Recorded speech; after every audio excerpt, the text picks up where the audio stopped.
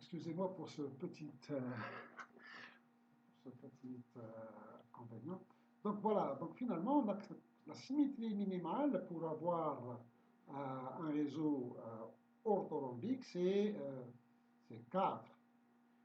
Donc il nous faut au moins 2. Donc 2 fois 2, enfin, deux axes de rotation d'ordre 2. Ou bien moins 2, hein, ou bien moins 2. C'est pour cela, par exemple, ici, on peut avoir M, ici on met M2, mais en réalité, M1, c'est largement suffisant. Donc, deux miroirs perpendiculaires, hein, si je prends deux miroirs perpendiculaires, comme ici, voilà, je mets deux miroirs perpendiculaires. Je prends un point et je fais mes opérations. Ce point-là, par le premier miroir, il donne son homologue, hein, et par le deuxième miroir, les deux points vont devenir 4. Voilà. Et là, on découvre en fait que nous avons un axe 2 qui se dessine tout seul. Donc cet axe 2-là n'est pas indépendant. Cet axe 2 n'est pas indépendant puisqu'il est déduit. Alors, donc la classe, elle est définie comme ça, MM2, mais en réalité, MM est largement suffisant. MM est largement suffisant. Encore une autre classe, c'est 2, 2, mais aussi un troisième 2, mais en réalité, 2 fois, c'est largement suffisant. Donc là, je mets un axe perpendiculaire au plan de projection et un axe binaire aussi qui serait parallèle au plan de projection. Donc un des deux. La même chose, je prends l'axe qui est perpendiculaire au plan de projection, donc donne le point rouge va donner son homologue qui est rouge, et ensuite le deuxième axe 2 qui est donc cette fois-ci parallèle au plan de projection, donc il prend le point rouge et tourne autour hein, de 2 pi sur 2, hein, c'est pi, il donne son homologue sur le pôle de dessous, donc il donne une croix. Et voilà. Donc, les deux points rouges vont donner deux points qui sont des croix. Et là, on découvre que nous avons encore un autre axe 2 qui se dessine, donc qui n'est pas indépendant puisqu'il est déduit automatiquement. Donc, la classe elle est définie par 2, 2, 2, mais en réalité, ce sont les deux premiers 2 qui conviennent. Le troisième, lui, n'est pas nécessaire. Alors, enfin, donc, le maximum, c'est donc 8. Pour avoir 8, il suffit d'ajouter un miroir. Hein, voilà. Donc là, c'est la classe 2 sur M, M. Donc 2 sur M, M. 2 sur M, 2. Donc c'est un axe 2 et un miroir perpendiculaire. Donc si le miroir est perpendiculaire à l'axe 2, que l'axe 2 qui est perpendiculaire au plan de projection, donc le miroir, lui, il sera parallèle au plan de projection. Et c'est pour ça donc nous avons mis un trait fort, comme ça, donc pour délimiter le plan de projection par un trait fort qui représente donc miroir. Et ça peut c'est pareil. Et puis il y a un miroir qui est parallèle. Donc le miroir parallèle, donc je le mets quelque part, hein, un seul. Hein, donc là il y en a deux, mais en réalité le deuxième est déduit. Donc je mets un miroir parallèle, donc il y a un miroir perpendiculaire. Voilà. Et là, je déduis donc que le miroir perpendiculaire va multiplier le nombre de points homologues par 2. Par exemple, deux points, deux rangs. Les deux rangs vont donner les deux croix, donc au-dessous. Et le deuxième miroir, qu'est-ce qu'il fait? Il prend le couple rang et croix, il donne leur homologue de l'autre côté, donc kiff par un couple rond et croix. Au total, donc j'obtiens 8 points homologues. Donc là, encore une fois, donc ce deuxième miroir parallèle à l'axe ici n'est pas nécessaire, donc il est déduit tout simplement.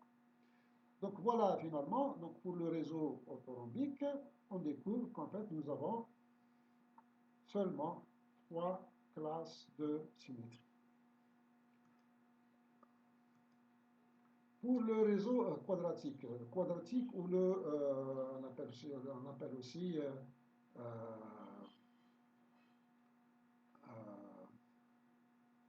tétragonal, quadratique. Donc le réseau quadratique, Là, lui, comme il a un côté A et le côté B sont égaux, et puis les angles sont tous égaux à pi sur 2, vous avez automatiquement un axe quaternaire. L'axe quaternaire, il est en quelque sorte parallèle à l'axe C d'habitude. Donc si A égale à B, différent de C, l'axe 4 ici, il est, comme vous le voyez sur le schéma, il est parallèle à l'axe C, donc il est perpendiculaire au plan de type 1, 0, 0. En fait. Voilà. Donc vous avez l'inversion, vous avez l'axe 4 ou moins 4, et vous avez un axe 2 ou moins 2. L'axe 2, il est toujours là en fait. Pour tous les réseaux, une fois que vous dépassez le triclinique, vous avez toujours l'axe 2. Donc là, on voit que la symétrie totale serait donc égale à 16. Pourquoi? Parce que vous avez l'axe moins 1 qui vous fait 2, l'axe 4 qui vous fait 4, et l'axe 2 ou moins 2 qui vous fait 2. Donc 2 fois 4 fois 2, ça vous fait 16. Alors voici les classes de symétrie qui peuvent être déduites à partir du système quadratique. Commençons d'abord, donc la symétrie minimale est égale à 4. Alors encore une fois, pourquoi la symétrie minimale est égale à 4? Parce que tout simplement, si vous prenez un cristal et que vous ne découvrirez pas une symétrie quaternaire dans ce cristal à partir de sa forme extérieure, eh bien, vous ne pouvez pas le décrire à l'aide d'un réseau quadratique. Clair. Donc la symétrie 4 est indispensable pour le réseau quadratique. Elle est indispensable pour le réseau quadratique. Donc voilà l'axe 4. Ensuite, vous pouvez avoir l'axe moins 4. Voilà, donc l'axe moins 4, on a bien vu, donc c'est il suffit donc de faire une rotation de 2π sur 4, cette fois-ci, donc 90 degrés, et faire une inversion. Donc, voilà. Et là, on découvre en fait que l'axe moins 4, il vous donne toujours 4 points homologues, 2 points au-dessus et 2 points au-dessous, mais en quelque sorte opposés en fait, à 90 degrés. Donc là, c'est toujours 4 points. Ensuite, on peut passer à 4 sur M. Donc un axe 4, pardon, 4M d'abord. 4M, c'est un axe 4 et un miroir parallèle. Et là, on découvre que nous avons 8 points homologues. Hein, vous voyez donc sur le schéma, il suffit de dessiner un axe 4 perpendiculaire au plan de projection et un miroir qui serait parallèle à l'axe, mais il est perpendiculaire lui aussi au plan de projection. Et là, donc 4 points vont vous donner 8 points, uniquement à cause de ce plan miroir. Et là, vous découvrez que vous avez d'autres miroirs qui apparaissent, hein, d'autres miroirs qui apparaissent. Alors, le 4 sur 1, lui, il est encore plus simple à représenter, puisque vous avez l'axe 4 qui est perpendiculaire au plan de projection, et le miroir parallèle, il est représenté par un trait continu. Donc, 4 points qui se trouvent au-dessus vont se retrouver au-dessous, tout simplement, par effet miroir. Ensuite, 4,2. Hein, nous avons vu le 4,1, le 4 sur 1, le 4,2. Le 4,2, lui, la même chose. Donc là, euh, euh, d'après le réseau quadratique, l'axe 2, lui, il est perpendiculaire à l'axe 4. Donc si l'axe 4, lui, il est perpendiculaire au plan de projection, l'axe 2, lui, il est parallèle, et on le représente, donc on représente un seul axe 2, hein, un seul, l'axe 4 et un seul axe 2, et on fait l'opération 4. Une fois l'opération 4, par exemple, si je l'applique à un point rouge, j'obtiens 4 points. Et l'axe 2, il va multiplier ces 4 points, donc qui sont dessus, par 2, pour donner 4 points au-dessous, hein, qui sont des croix. Et là, une fois l'opération terminée, je découvre que j'ai d'autres axes 2 qui apparaissent. Donc ces autres axes 2 qui apparaissent, encore une fois, ils ne sont pas indépendants, puisqu'ils sont déduits, on n'en a pas besoin. Le symbole de la classe, c'est 4,2, Parfois, vous pouvez trouver 4, 2, 2, mais en réalité, 4, 2, c'est largement suffisant. Encore une possibilité, c'est le moins 4m. Moins 4m, donc là, je fais l'opération moins 4. On a bien vu comment je fais l'opération moins 4. Et je mets un miroir parallèle. Donc, le miroir parallèle, il va transformer les points rouges en d'autres points rouges et les points croix en d'autres points croix. Et là encore, je découvre que j'ai d'autres miroirs qui apparaissent et des axes 2 qui apparaissent aussi sur mon schéma. Voilà. Ensuite, le maximum, c'est justement 4 sur m, m. Donc, un miroir parallèle et un miroir perpendiculaire. Donc là, je vais représenter l'axe 4. Je représente un miroir perpendiculaire à l'axe 4, donc qui est parallèle au plan de projection, c'est le trait bleu foncé, et un miroir, hein, je mets un miroir qui serait donc parallèle à l'axe 4, donc perpendiculaire au plan de projection. Là, qu'est-ce que je fais? Je prends l'opération 4, donc qui va me donner 4 points homologues. Ensuite, puisque j'ai un miroir perpendiculaire, donc les 4 points homologues qui sont sur le plan du dessus vont donner 4 points homologues sur le plan du dessous. Et après, le miroir qui est perpendiculaire au plan de projection, qu'est-ce qu'il fait? Il prend tous les points, couple de points si vous voulez, un rond et un croix, va donner leur symétrie par effet miroir de l'autre côté.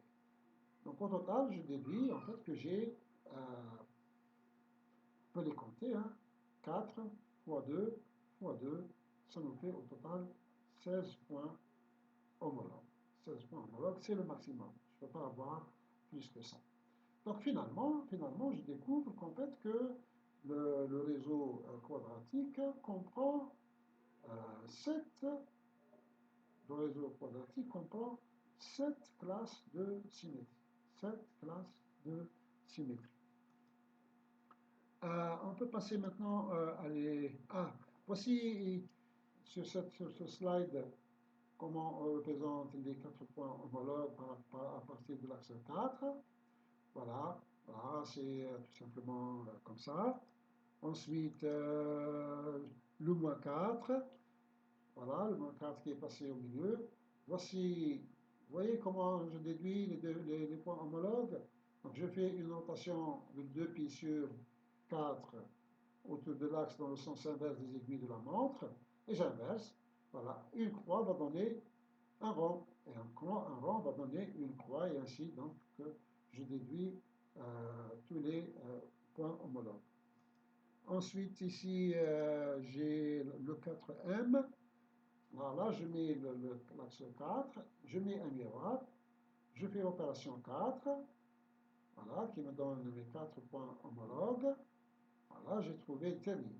Après, j'applique le miroir. Lorsque j'applique le miroir, voilà, vous voyez, donc chaque point va donner son homologue par miroir. Voilà. Et là, je découvre que j'ai d'autres miroirs qui apparaissent. Hein. Voilà, j'en ai un ici et un autre là. Voilà. Encore un autre ici.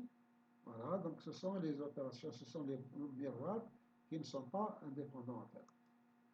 Le 4 sur M, là la même chose, donc je représente l'axe 4 et le miroir perpendiculaire à l'axe 4.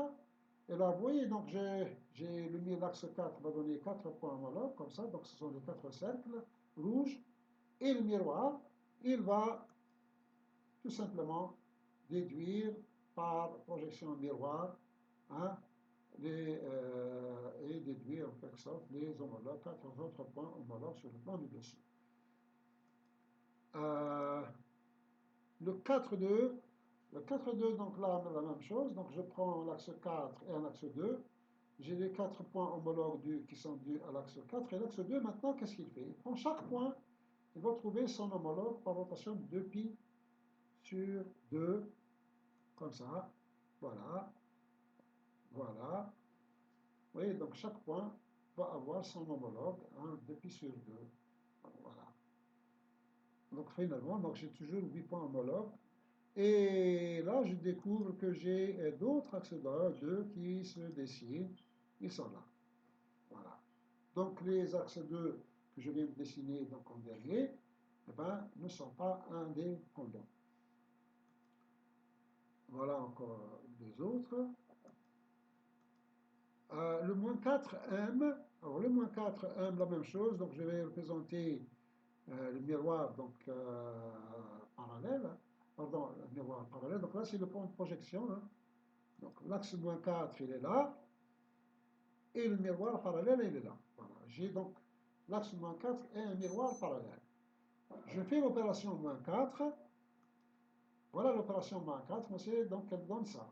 Et après j'applique tout simplement le miroir. Donc chaque point va donner, vous trouvez son homologue par projection miroir. Voilà. Voilà. Deuxième point. Et ensuite, les points, les croix, qui vont donner aussi leur homologue par projection miroir. Et là aussi, donc je découvre que j'ai d'autres miroirs qui se dessinent, hein, voilà. Et j'ai aussi des axes 2 qui se dessinent aussi. Donc voilà. Donc la classe c'est moins 4M, mais les autres miroirs et axes 2 sont en plus, ils ne sont pas indépendants. Alors, le 4 sur M, M, là, la même chose, donc je mets 4. Ensuite, il y a un miroir perpendiculaire, voilà, c'est celui-là, donc qui est en bleu. Et le miroir parallèle. Voilà, voilà le miroir parallèle. Donc là, c'est 4 sur M, M. Maintenant, pour trouver les points homologues, j'applique d'abord l'opération 4. Voici ce que me donne l'opération 4. Ensuite, j'applique le miroir perpendiculaire à l'axe 4. Voilà ce qu'il me donne. Enfin, maintenant, j'applique le miroir parallèle à l'axe 4. Et voilà. Chaque couple de points, comme ça, doit donner un autre couple de points. Voilà. Et là, encore une fois, je découvre que j'ai des miroirs, hein, des miroirs et des axes 2, hein, comme ça. Vous voyez là, tout ça, ce sont des axes 2 qui apparaissent sur mon schéma. Voilà, j'espère que vous avez un peu compris le mécanisme, en fait, comment on représente une classe de symétrie sur des projections stéréographiques. On passe maintenant au réseau hexagonal. Le réseau hexagonal, on l'a vu, c'est lorsque je mets la jonction de 3 mailles élémentaires, 3 mailles, ça me permet d'avoir une symétrie hexagonale, une symétrie 6, à cause de l'angle qui est de 2 pi sur 3 entre A et B. Et ainsi, donc, je trouve les points homologues. Donc la symétrie 6, elle est obligatoire pour le réseau hexagonal. Je ne peux pas avoir un réseau hexagonal si je n'ai pas une symétrie 6. Donc, la symétrie totale de la classe, c'est toujours la présence de l'inversion, la présence de l'axe 2, hein, un axe 2, et bien sûr, obligatoirement, l'axe 6. La symétrie totale, elle sera donc égale à 24. Alors là encore, si je vous pose cette question, quelle est la symétrie minimale, ben vous allez me dire c'est égal à 6. Donc la présence de l'axe 6 est obligatoire. La symétrie minimale est égale à 6. Donc les classes de symétrie, la première classe de symétrie, c'est 6. Voilà, je mets donc 6, l'axe 6, il est représenté par un hexagone plein. Et voilà les 6 homologues qui sont déduits à partir de l'opération 6. Ensuite, je peux avoir le moins 6.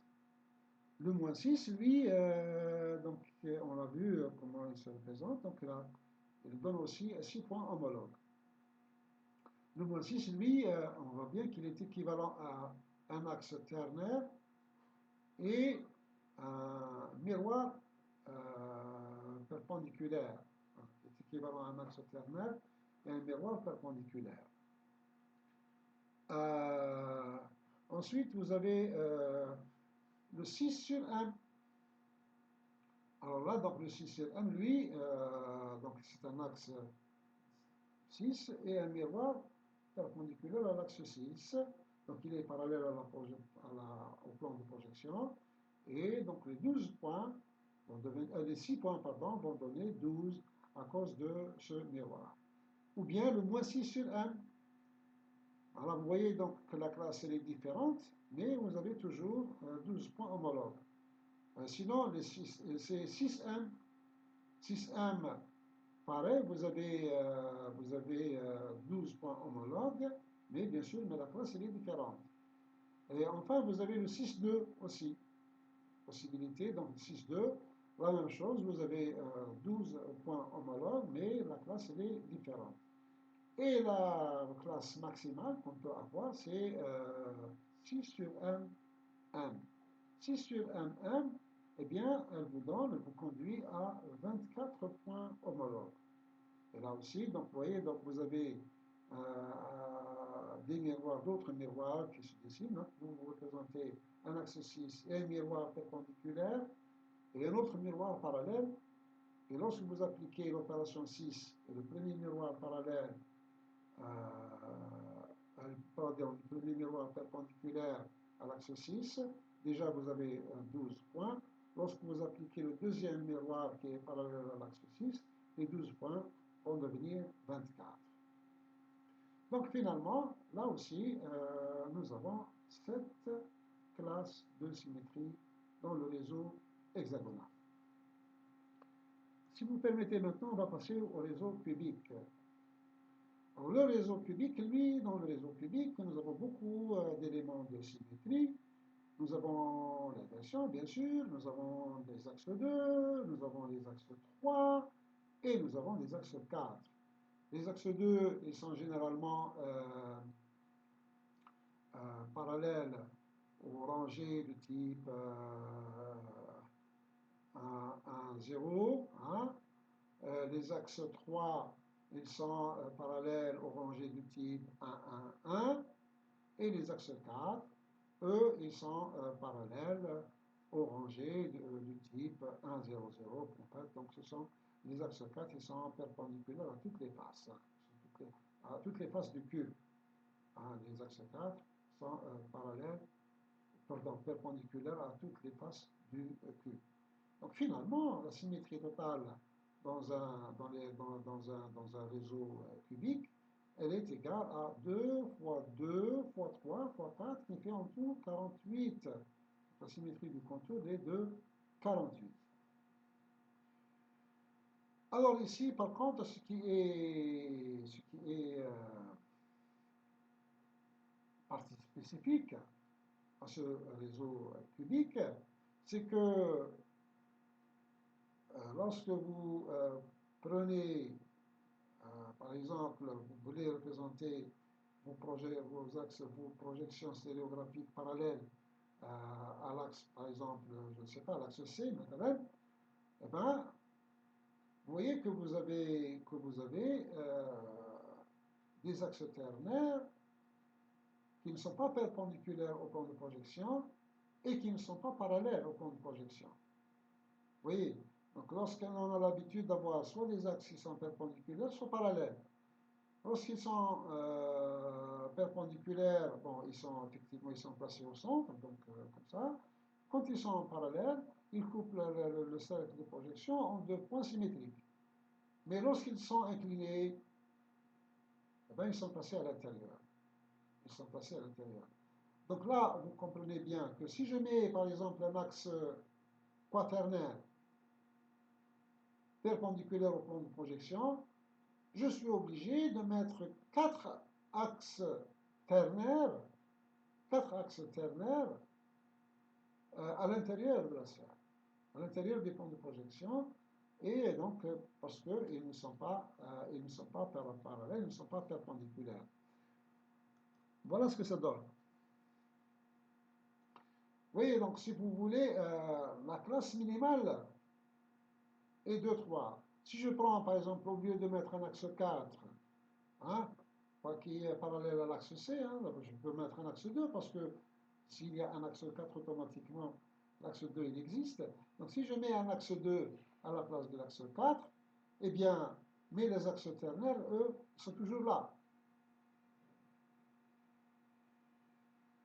Quelqu'un va me dire pourquoi, monsieur? Mais je dis, si vous ne mettez pas des axes ternaires, vous ne pouvez pas avoir un cube. Obligatoire. Un cube, vous avez toujours ces axes ternaires. Donc, si vous mettez un axe 2 perpendiculaire au plan de projection, automatiquement, les axes 3, hein, ces trois axes 3 que vous voyez ici, eh bien, ils vont se mettre à l'intérieur du plan de projection. Vous pouvez déduire hein, les angles pi et psi. Hein. Il n'y a pas de problème. Hein. Ce sont, voilà, les angles pi et psi sont là. Sont là, voilà, pi et psi. Pas de problème. Donc,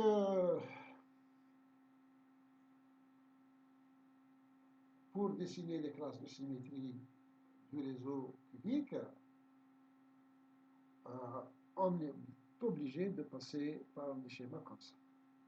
Là, si je prends l'exemple de ce premier qui est le plus simple à représenter, parce que, vous voyez, l'axe 2, lui, il n'y a pas de problème. Hein, chaque point va retrouver son homologue par symétrie binaire. Pas de problème. Ensuite, vous voyez ce triangle-là, donc lui, prend un point homologue et le multiplie par 3. Pourquoi? Parce que c'est une symétrie ternaire. Donc voilà, un point jaune va donner 3 points, va devenir 3 points, et une croix va devenir 3 croix. Voilà. Donc finalement, ici dans le réseau, dans les classes cubiques, ben, là nous avons représenté deux opérateurs de symétrie, 2 et 3. Mais en réalité, il n'y a pas un seul axe 3, il y en a 4. Mais nous, on a mis 2, 3. Or, au début de ce cours, nous avons dit que pour déduire la classe, la classe, on multiplie le nombre de points homologues issus des opérations de symétrie. Donc, automatiquement, normalement, on met 2 fois 3 égale à 6. Et non, ce n'est pas 6. Ce n'est pas 6. Pour le réseau cubique, exceptionnellement, hein, ça ne marche pas, ça ne tient pas la route, parce que ce n'est pas en fait 2 fois 3, hein, c'est 2 fois 3 fois 4, parce qu'il y a 4, automatiquement, 4 axes ternaires. 4 axes ternaires. Donc en fait, voilà, vous prenez,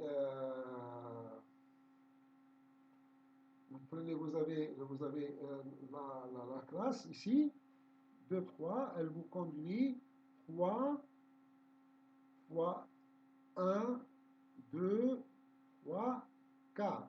3 fois 4, ça vous fait donc 12 points homologues. 12 points homologues au lieu de 6, comme on a l'impression d'avoir. Et là aussi, vous remarquerez que la classe 3,2, on l'a vu. La classe 3,2, on l'a vu. C'est la classe rhomboédrique. Et là, on a mis la classe 2,3.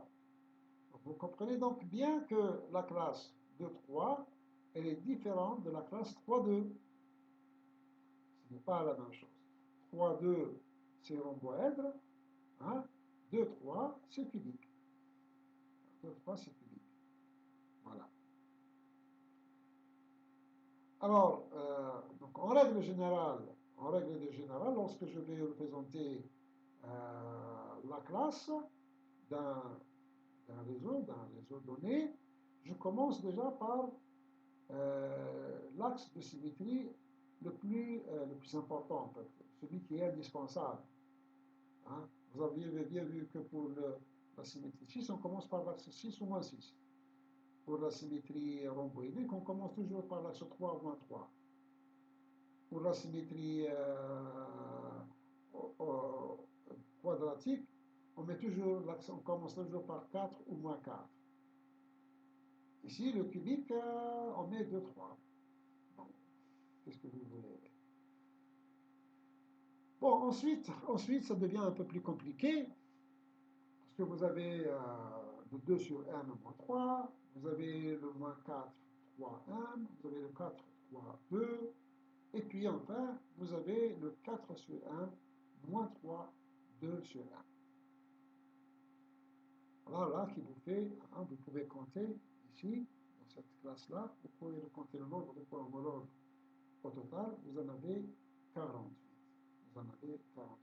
Donc finalement, en fait, l'élément, la classe, le réseau le plus simple à étudier qui est le cubique, eh ben, lui, c'est le plus difficile à représenter sur le plan de projection à cause de ce nombre, grand nombre en quelque sorte, d'éléments de symétrie.